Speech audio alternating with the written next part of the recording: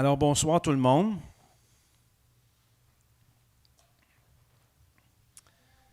Bravo à ceux qui sont fidèles. Fidèles à entendre la parole de Dieu qui est la vérité, qui est une épée, qui est une semence, qui est une parole de foi, qui fait grandir notre foi, qui nous édifie, qui nous construit et qui nous amène plus loin et plus haut avec le Seigneur. Alors, partie 2 ce soir sur le royaume de Dieu, la suite. Quel a été le message premier de Jésus et son dernier message? Les toutes premières paroles que Jésus a prononcées et ses toutes dernières dans les Actes des Apôtres. Ce thème qui est revenu tout au long du ministère de Jésus.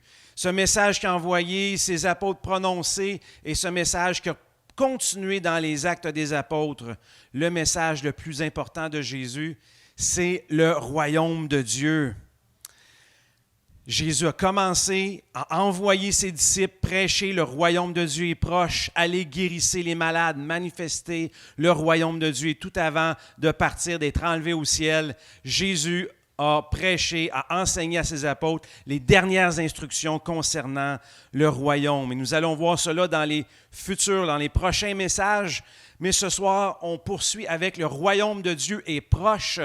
Et quand on entendait cette parole de Jésus, le royaume de Dieu est proche, ça nous faisait penser au jeu de chaud ou froid. C'est comme si Jésus jouait avec nous au jeu de chaud ou froid.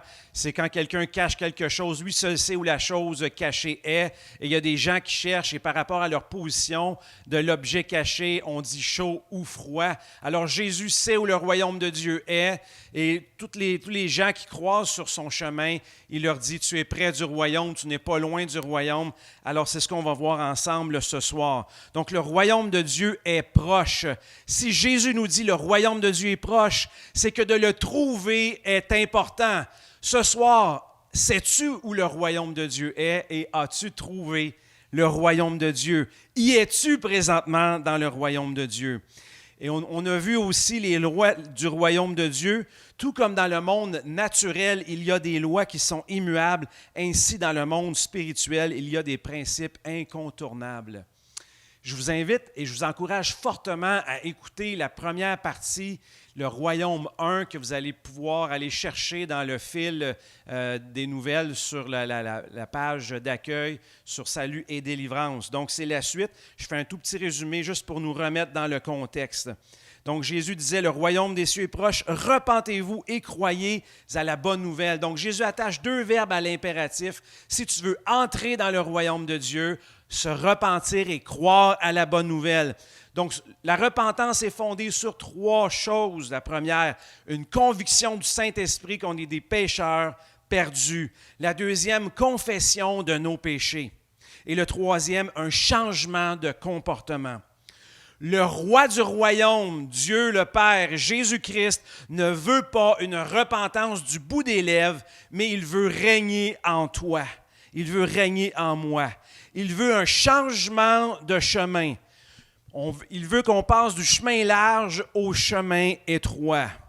Le chemin large est facile qui mène à la perdition, mais le chemin étroit est difficile qui mène à la vie. Il veut un demi-tour et non un détour. Il veut un retour à lui radical. Et ce changement, cette repentance est inscrite dans nos cœurs, dans notre esprit pour toujours. C'est un souvenir qui est là, éternel. Trop souvent, trop de personnes oublient ce jour de leur repentance et retournent dans le chemin qui est large, retournent à leurs anciens péchés. Mes frères, mes sœurs, le jour où tu t'es repenti a été une décision, un engagement avec le Seigneur. Reste dans le chemin de la repentance.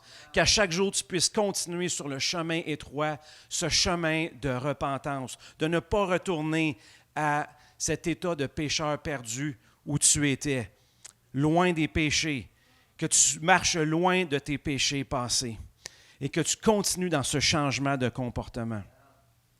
La deuxième loi du royaume, c'est croire à la bonne nouvelle. Et la dernière fois, je vous avais résumé la bonne nouvelle en 7 points. 7 points, convictions, des confessions, convictions qu'on retrouve dans l'Évangile de Jean, chapitre 3. La première, Dieu existe. La deuxième, Dieu t'aime. La troisième, Jésus est l'unique Fils de Dieu. Il n'y a pas d'autre chemin que par Jésus-Christ.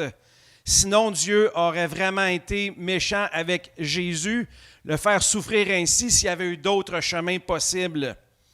Quatrième, Jésus est ton sauveur. Cinquième, par ta foi en Jésus, tu es sauvé.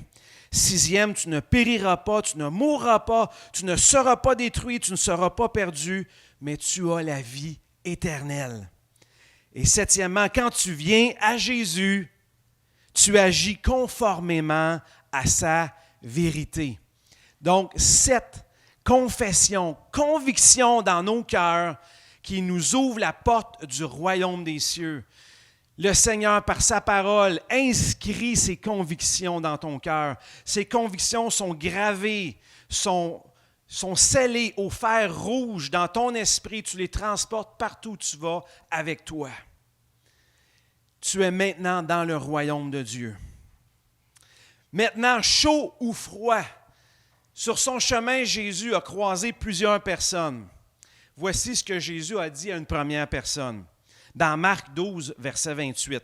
Un spécialiste de la loi, dites avec moi spécialiste, s'approcha de Jésus et lui demanda, « Quel est le premier de tous les commandements? » Jésus lui répondit, « Voici le premier. Écoute Israël, le Seigneur notre Dieu est l'unique Seigneur. Et tu aimeras le Seigneur ton Dieu de tout ton cœur, de toute ton âme, de toute ta pensée et de toute ta force. Voici le second, tu aimeras ton prochain comme toi-même. Il n'y a pas d'autre commandement plus grand que ceux-là. » Le spécialiste de la loi lui dit, « Bien maître, tu as dit avec vérité que Dieu est unique et qu'il n'y en a point d'autre que lui, que l'aimer de tout son cœur, de toute sa pensée, de toute son âme, de toute sa force et aimer son prochain comme soi-même, c'est plus que tous les holocaustes et tous les sacrifices. » Jésus, voyant qu'il avait répondu avec intelligence, lui dit, « Tu n'es pas loin du royaume de Dieu. » Et personne n'osa plus lui proposer des questions. Alors un spécialiste de la loi vient poser une question à Jésus. Jésus lui donne la réponse. Le spécialiste de la loi répète la réponse de Jésus. Jésus voit qu'il a répondu avec intelligence et lui dit, « Tu n'es pas loin du royaume. » Alors cet homme se fait dire par Jésus qu'il n'est pas loin du royaume, donc il est quand même assez près, mais il n'est pas encore rentré à l'intérieur. Alors qu'est-ce qui manque à cet homme? Jésus a dit à cet homme, tu as répondu avec intelligence. Donc cet homme comprend des choses, cet homme est un spécialiste, il sait bien des choses, mais cette connaissance n'est pas descendue dans son esprit comme une conviction et ne l'amène pas non plus à un changement de vie. Et sur notre chemin dans la vie, des fois, on rencontre bien des spécialistes qui savent bien des choses à propos de Dieu, de Jésus ou de comment les autres devraient se comporter. Mais est-ce que c'est descendu dans l'esprit? Est-ce que c'est descendu dans le cœur? Donc, Jésus n'est pas impressionné par notre connaissance. Il cherche notre conviction et un changement de vie, un changement de cœur. C'est comme un couple. Jésus ne veut pas être ton chum. Jésus ne veut pas être ton coloc. Jésus ne veut pas être ton pourvoyeur.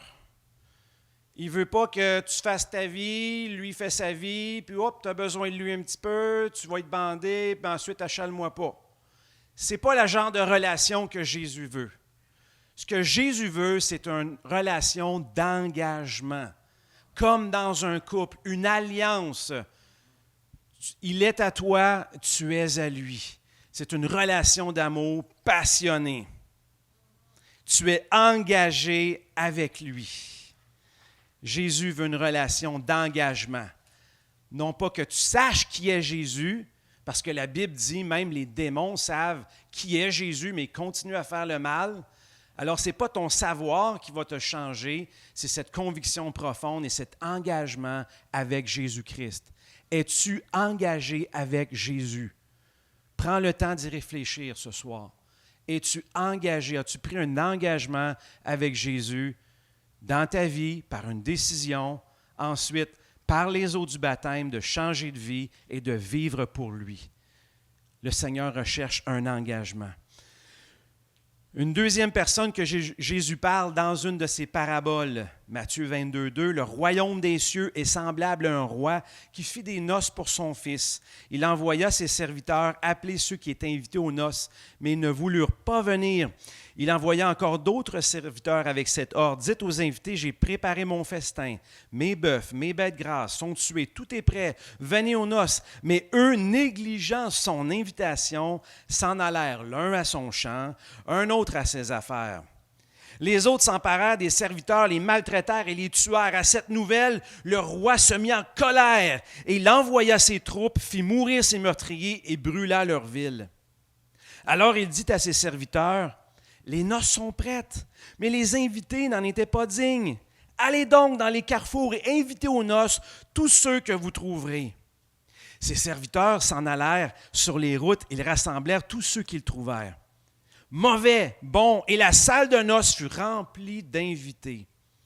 Le roi entra pour les voir et il aperçut là un homme qui n'avait pas mis d'habit de noces. Il lui dit, « Mon ami, comment tu peux entrer ici sans avoir d'habit de noces? » Cet homme resta la bouche fermée. Dites avec moi, la bouche fermée. Alors le roi dit aux serviteurs, « Attachez-lui les pieds et les mains, emmenez-le et jetez-le dans les ténèbres extérieures, où il y aura des pleurs, des grincements de dents. En effet, beaucoup sont invités, mais peu sont choisis. » Dans cette parabole, Dieu est représenté par le roi. Le Fils est représenté par Jésus, c'est les noces de l'agneau. Ses serviteurs, ce sont ces messagers qui parcourent la terre pour annoncer la bonne nouvelle. Mais ces messagers sont rejetés, sont maltraités, sont ignorés. L'invitation n'est pas prise avec sérieux. Le roi lance plusieurs fois des invitations. Il veut avoir le plus de gens possible. Il voudrait tous les voir. Mais les gens refusent et renoncent à cette invitation. Dieu va chercher les bons et les mauvais. Il les prend tous, il les accepte tous. Mais Jésus termine son histoire avec un homme qui a négligé sa préparation pour entrer dans le royaume de Dieu.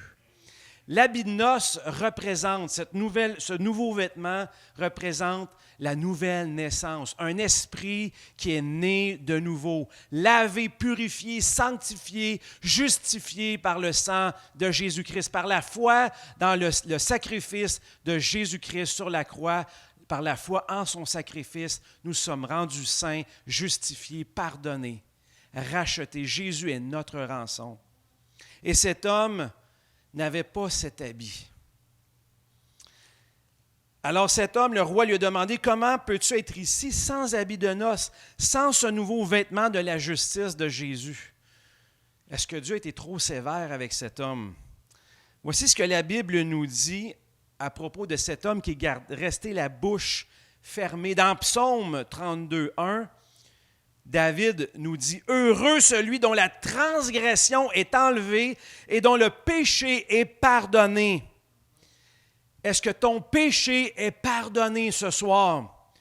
Heureux l'homme à qui l'Éternel ne tient pas compte de sa faute et dont l'esprit ne connaît pas la ruse. Ça, c'est les habits de noces que le Seigneur te donne. Quand tu viens à lui, tu reconnais tes fautes, tu reconnais tes péchés, le Seigneur efface ta faute, efface tes péchés et ne reconnaît plus ta transgression. Il ne tient plus compte de ta faute. David poursuit au verset 3, « Tant que je me taisais, mon corps dépérissait. Je gémissais toute la journée, car nuit et jour, ta main pesait lourdement sur moi. Ma vigueur avait fait place à la sécheresse d'été. » Donc, c'est la conviction de l'esprit qui était dans son cœur et qui le poussait à confesser son péché. Mais cet homme, dans la parabole, est resté la bouche fermée. Il n'a pas voulu avouer son péché et ses fautes. Verset 5 dans Psaume 32, « Je t'ai fait connaître mon péché, je n'ai pas caché ma faute. J'ai dit, j'avouerai mes transgressions à l'Éternel, et tu as pardonner mon péché. Pour recevoir ce nouvel habit, ce nouveau vêtement, nous devons confesser nos péchés à Dieu. Reconnaître que nous sommes pécheurs. Pardonne-moi, Seigneur, oui, j'ai péché. La parole de Dieu nous dit que nul n'est juste. Tous ont péché. Tous sont pécheurs et sont privés de la gloire de Dieu. Ce soir, tu dois reconnaître ton péché et le confesser si tu veux recevoir ce pardon. Paul dit aussi, dans Romains 10, 9, en effet, si de ta bouche tu déclares que Jésus est Seigneur, et si dans ton cœur tu crois que Dieu l'a ressuscité des morts, tu seras sauvé. Car celui qui croit dans son cœur, Dieu le déclare juste, et celui qui affirme de sa bouche, Dieu le sauve. Celui qui croit en lui ne sera pas couvert de honte, comme cet homme dans la parabole qui était couvert de honte. Pourquoi? Parce qu'il a peut-être cru dans son cœur, mais il n'a pas osé avouer ses péchés, il n'a pas confessé de sa bouche. Et on parvient au salut en croyant du cœur et en confessant de la bouche. Donc, confesse de la bouche que Jésus-Christ est ton Seigneur et ton Sauveur et qu'il est ressuscité, il est le seul.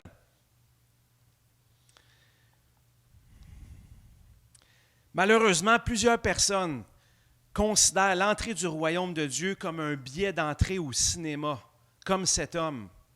Ils arrivent en pyjama pour assister à un spectacle. Cette semaine, j'avais une élève qui s'est levée un petit peu trop tard. Puis elle n'a pas eu le temps de s'habiller, qu'elle m'a dit.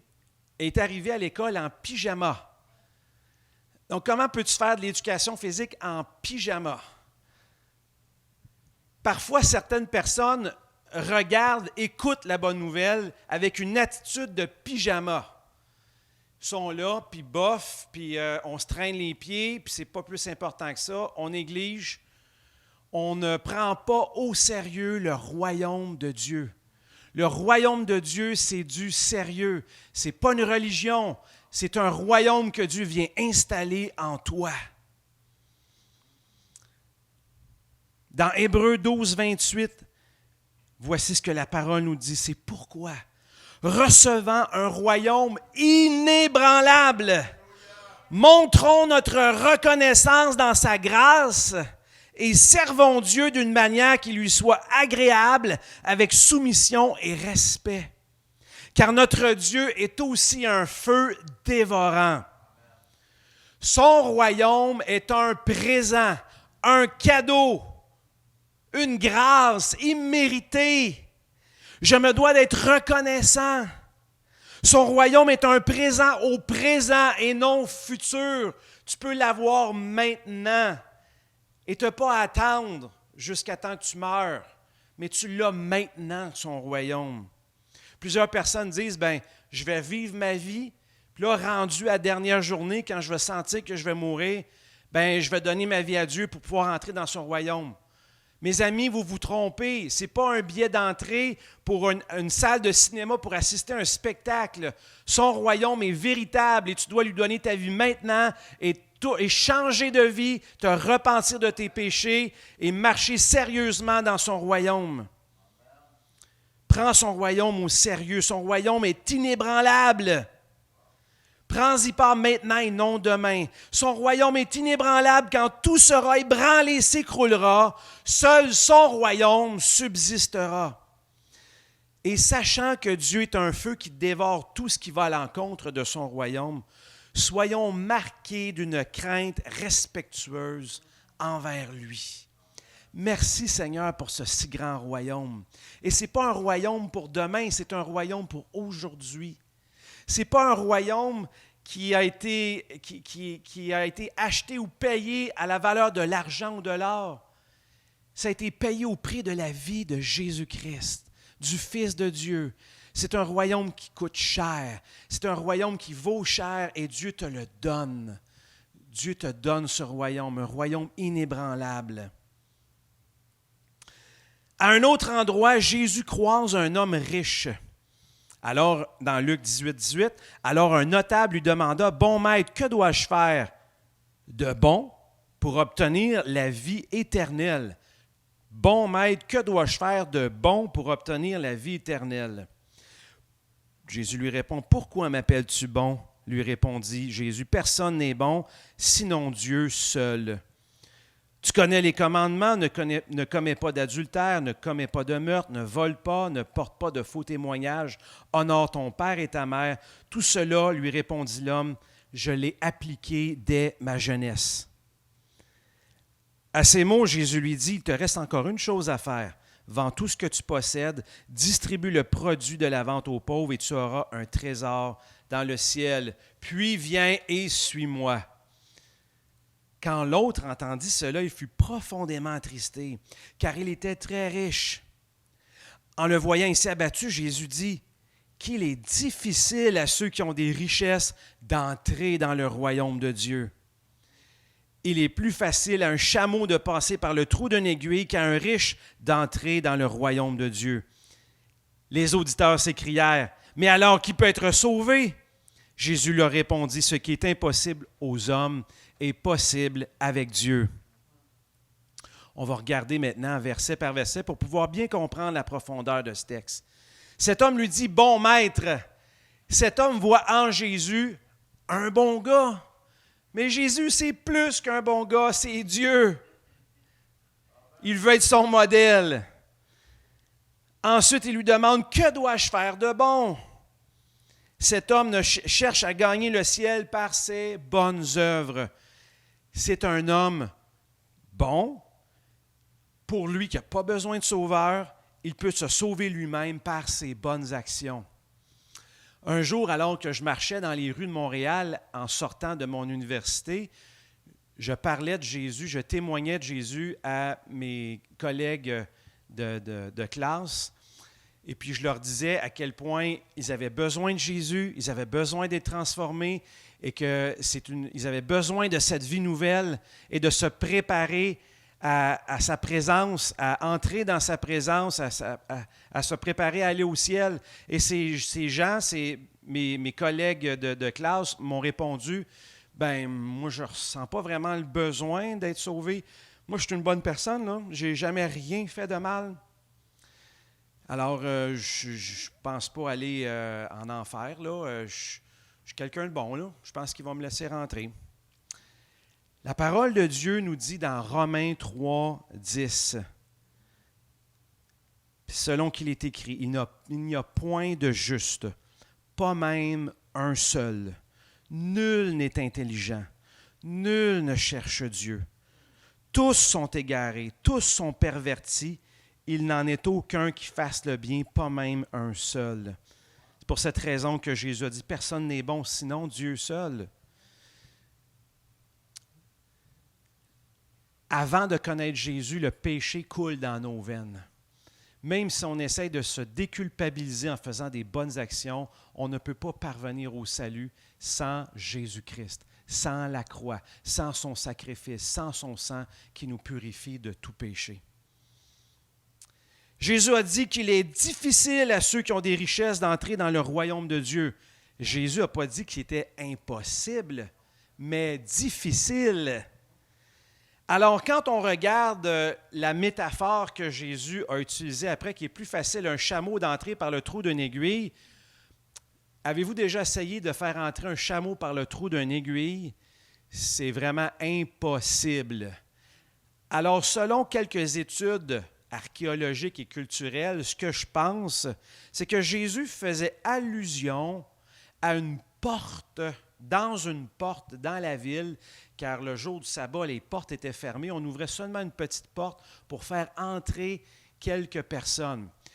Et que pour que le chameau puisse entrer, et cette porte-là s'appelait la porte de l'aiguille, et pour faire entrer cette personne-là, le chameau par cette porte-là, le chameau devait se décharger de tous ses bagages, se mettre à genoux, puis on le poussait pour qu'il rentre de justesse par cette porte appelée le trou de l'aiguille. Alors, ce que Jésus veut nous dire, c'est que ces hommes riches, ces personnes riches ou nous-mêmes, si on veut réussir à entrer par la porte étroite, il faut se décharger de toutes nos valises, de tous nos trésors, de toutes nos richesses, toutes nos idoles, tous nos dieux qui pourraient prendre la place de Dieu, et nous mettre à genoux devant lui et reconnaître qu'il est le seul Dieu, le seul Seigneur et qu'il est notre source, placer notre confiance en lui et non dans les richesses. Le problème avec cet homme, ce n'est pas qu'il possédait des richesses, c'est que les richesses le possédaient. Cet homme-là excellait dans les 6 derniers commandements, mais il avait oublié le premier, qui est « Tu n'auras pas d'autre Dieu autre que moi ». Et pour cet homme, ses richesses étaient son Dieu. Il essayait de passer par la porte, mais ça ne passait pas. Son sac était trop rempli de richesses. Je ne pense pas que le Seigneur nous demande de tout vendre, mais que dans notre cœur, il soit le seul Dieu, le seul Seigneur. Le Seigneur a dit, si tu veux venir après moi, renonce à toi-même. As-tu renoncé à toi? Prends sa croix et suis-le. Si tu veux entrer dans le royaume de Dieu, défais-toi de toutes ces idoles. Tu ne peux pas fonctionner dans le royaume de Dieu, entrer dans le royaume de Dieu avec une idole. Si tu transportes une idole, que ce soit la boisson, la drogue, la sexualité, la pornographie, quelque idole que ce soit, tu ne peux pas entrer dans le royaume de Dieu. Tu dois te défaire de ces idoles. Et quand tu es entré dans le royaume de Dieu, tu ne peux pas plus les reprendre. Ces idoles-là, tu les mets au feu, tu les brûles. Le Seigneur a dit, tu n'auras pas d'autre Dieu que moi. Le Seigneur veut être ton seul Dieu. Il est ton Dieu. Est-ce que Dieu est ton Dieu ce soir ou as-tu d'autres dieux cachés dans ton bagage en arrière? Si tu veux passer par la porte, défais-toi de ton bagage, mets-toi à genoux et reconnais que Jésus-Christ est le seul Dieu. Mais alors, qui peut être sauvé? À cette époque, les gens riches étaient vus comme des personnes bénies de Dieu, des personnes qui avaient la faveur de Dieu, les personnes approuvées de Dieu. Alors eux se regardaient, on est pauvres, nous autres, on n'a pas Dieu avec nous autres. Là, comment est-ce que lui, ça va être difficile pour lui? Parce qu'il est riche, nous autres, on ne passera pas pantoute, là. Ça, c'est ce que les pauvres pensaient. Mais Jésus leur répondit, ce qui est impossible aux hommes est possible avec Dieu. Mes amis, ce n'est pas ta richesse qui va te faire entrer. Ce n'est pas ta connaissance. Ce n'est pas ton bon caractère. Ce n'est pas ton talent ou ton charisme. Ce qui va te faire entrer, il y a juste Jésus qui est mort sur la croix pour toi, ta foi dans son sacrifice sur la croix, qui peut te faire entrer dans le royaume de Dieu. L'homme ne peut pas se sauver lui-même par l'effort de ses mains. Le salut n'est possible que par Dieu. C'est lui qui nous tend la main. Alors, quel type de personne entre facilement dans le royaume de Dieu? Dans Luc 18, 16, Jésus fit venir des petits-enfants et leur dit, « Laissez les petits-enfants venir à moi, ne les empêchez pas, car le royaume de Dieu appartient à ceux qui leur ressemblent. Vraiment, je vous l'assure, celui qui ne reçoit pas le royaume de Dieu comme un petit enfant n'y entrera pas. » Voici quelques traits de caractère des petits-enfants. Et peut-être au cours de ta vie, tu as perdu ton cœur d'enfant à cause des difficultés, soit des tragédies. Les cicatrices et les épreuves de la vie ont contribué à barricader ton cœur. Parce que soit tu as peur d'être blessé, encore et encore, tu gardes tes distances, tu regardes de loin, tu analyses. Tu as perdu ton cœur d'enfant qui s'abandonne aveuglément. Le doute t'envahit, puis tu hésites à croire encore. Tu as peut-être perdu ta sensibilité de cœur et tu résistes à l'amour de Dieu. Ou tu penses peut-être que tu as fait trop d'erreurs et que Dieu ne peut plus t'aimer, ne veut plus te pardonner. Et tu as recherché cet amour dans le monde. Alors Dieu, ce soir, veut que tu retrouves, si tel est ton cas, ton cœur d'enfant. Ce cœur d'enfant. Alors, qu'est-ce qui caractérise ce cœur d'enfant? Premièrement, les petits-enfants ont confiance. Ils reçoivent avec foi, sans questionner, sans analyser, sans douter, ils croient la parole. Crois-tu la parole ce soir? Crois-tu la bonne nouvelle? Crois-tu le Saint-Esprit qui touche ton cœur? Aujourd'hui, j'ai croisé un élève en première année qui m'a vu passer. « Monsieur Roy, hey, t'as une belle montre. Est-ce que c'est une montre d'espion? » J'ai dit, oui, c'est une montre d'espion. Quand je pèse sur ce bouton-là, regarde, ça l'envoie un laser. Puis là, j'ai pesé sur ma petite lumière, puis il a dit, wow, moi aussi j'en ai une. Et le Seigneur veut qu'on soit comme ça, face à sa parole. C'est écrit, il le dit. On a toutes des montres d'espions dans le Seigneur. Le Seigneur te donne un royaume inébranlable. Prends-le, crois-le, entre dedans, vas-y, amuse-toi, découvre-le, chéris-le. Prends plaisir à ce royaume de richesse, de bonté, d'amour spirituel qu'il a déposé en toi. Reçois ce royaume sans douter comme un petit enfant. Deuxième caractéristique, les petits-enfants sont petits. Ils sont vulnérables. Est-ce que tu reconnais ta dépendance de Dieu ou tu es autosuffisant? Reconnais-tu ton besoin de lui? Ta sécurité se trouve-t-elle en Dieu ou en d'autres choses? Est-il ton refuge, ton appui, ton réconfort, ta force? Es-tu dépendant de Dieu comme un petit enfant? Troisièmement, les petits-enfants sont enthousiastes. Est-ce que Dieu, sa parole, son royaume t'excite et t'émerveille? Tu dois être émerveillé comme un enfant lorsque tu lis sa parole, quand tu entends sa parole, quand tu le loues. La grandeur de ce royaume que Dieu a placé en toi est illimitée, éternelle, immense. À chaque jour, tu peux te réjouir d'entrer dans sa présence.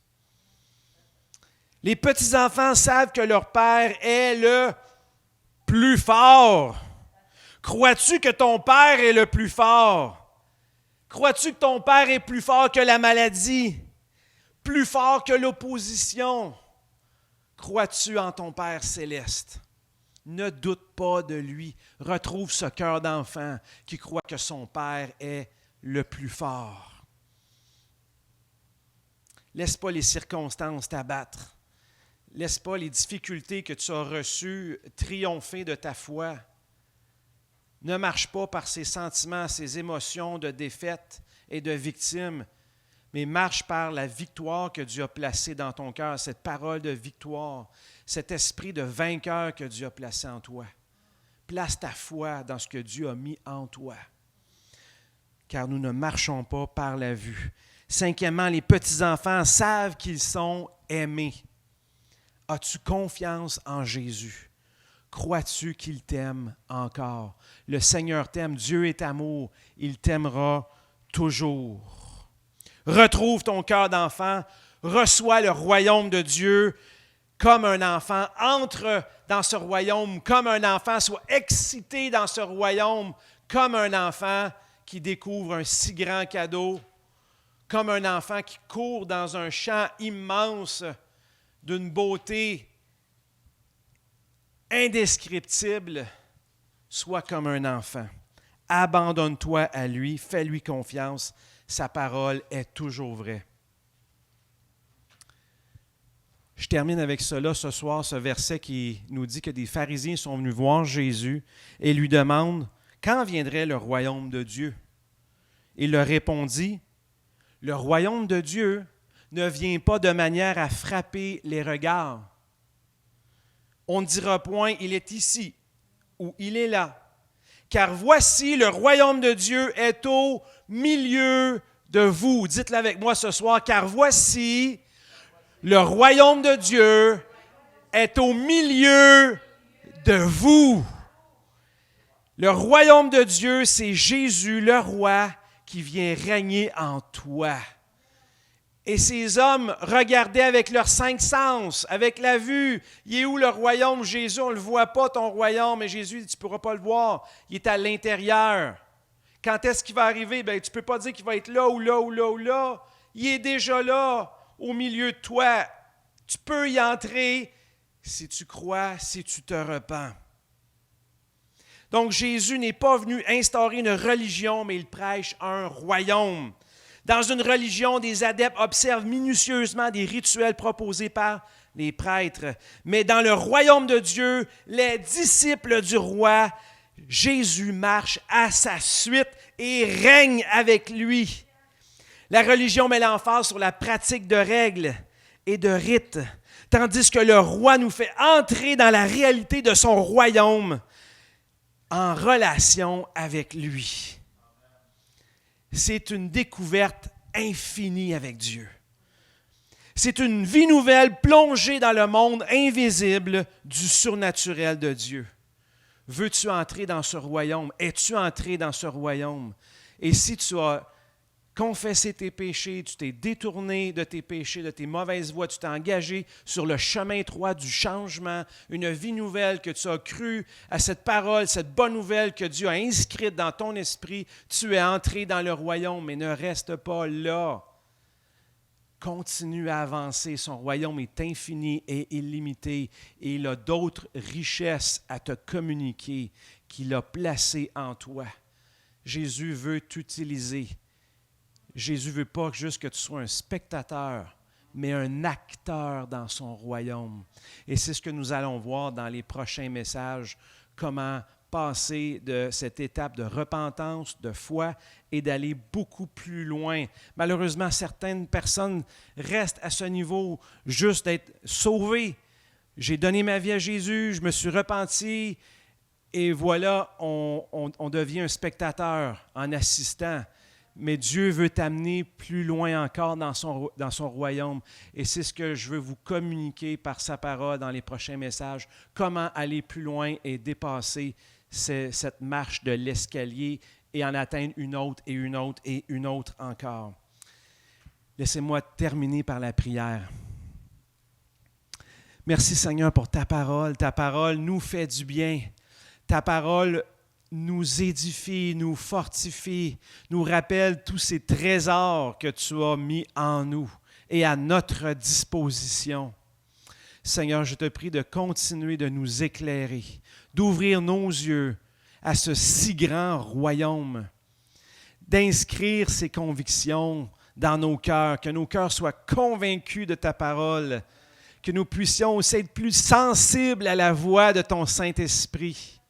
Marcher main dans la main avec cet esprit, dans un engagement complet avec toi.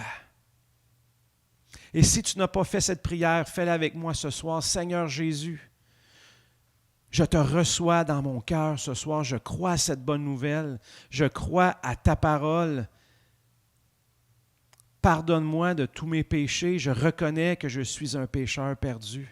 Je veux me détourner de cette mauvaise vie, de cette mauvaise façon de vivre et je veux marcher dans une nouveauté de vie avec toi. Merci parce que tu fais de moi un saint, tu me justifies, tu me purifies et aujourd'hui je suis une nouvelle créature. Apprends-moi à fonctionner dans ton royaume. Fais-moi découvrir les richesses de ton royaume, les lois de ton royaume, les promesses de ton royaume, les bénédictions de ton royaume, l'abondance de ton royaume. Et par-dessus tout, toi, que je puisse te découvrir et te connaître. Jésus, je t'aime. Si ce soir tu transportes, ou plutôt qu'il y a une maladie qui affecte ton corps, que tu puisses tendre la main maintenant. Au nom puissant de Jésus-Christ, je commande à toute maladie de quitter. Je chasse toute maladie. Je brise le pouvoir de toute maladie. Je brise l'emprise de toute maladie au nom puissant de Jésus-Christ. J'ordonne la guérison, je commande la guérison. Sois guéri maintenant, tu es guéri, car par ces meurtrissures, tu es guéri. par les meurtrissures de Jésus sur la croix, tu es guéri. Il a porté toutes tes maladies. Cette guérison se trouve en toi maintenant. Saisis-la et reçois-la. Marche dans cette santé divine. Marche dans sa vie qu'il a placée en toi. Cette vie est en toi. Reçois cette guérison. Tu es guéri au nom de Jésus. Et si tu es guéri ce soir, oui, tu es guéri, mais si cette guérison se manifeste en toi, dans ton corps, que tu puisses venir la témoigner afin qu'on puisse célébrer la grandeur de notre Dieu qui est vivant encore aujourd'hui et qui manifeste sa puissance et sa guérison aujourd'hui encore dans les corps qui sont brisés, dans les corps qui sont malades. Au nom de Jésus, je commande à toute infirmité de partir. Esprit d'infirmité, tu quittes. Je brise ton emprise. Je commande la guérison. Je brise tout lien de l'ennemi, tout lien d'oppression au nom de Jésus-Christ. Je déclare la liberté, la libération. Sois libéré. Sois libre. Tu es rendu libre. Marche dans cette liberté. Reçois cette liberté. Et si le Seigneur te parle ce soir, c'est une conviction qu'il met dans ton cœur. Saisis-la, ne doute pas, confesse-la, déclare-la, jusqu'à ce que cette réalité se manifeste dans ta vie. Merci Seigneur Jésus. Merci pour ce si grand royaume de bénédiction, d'amour et d'abondance. Que l'Éternel vous bénisse. Amen.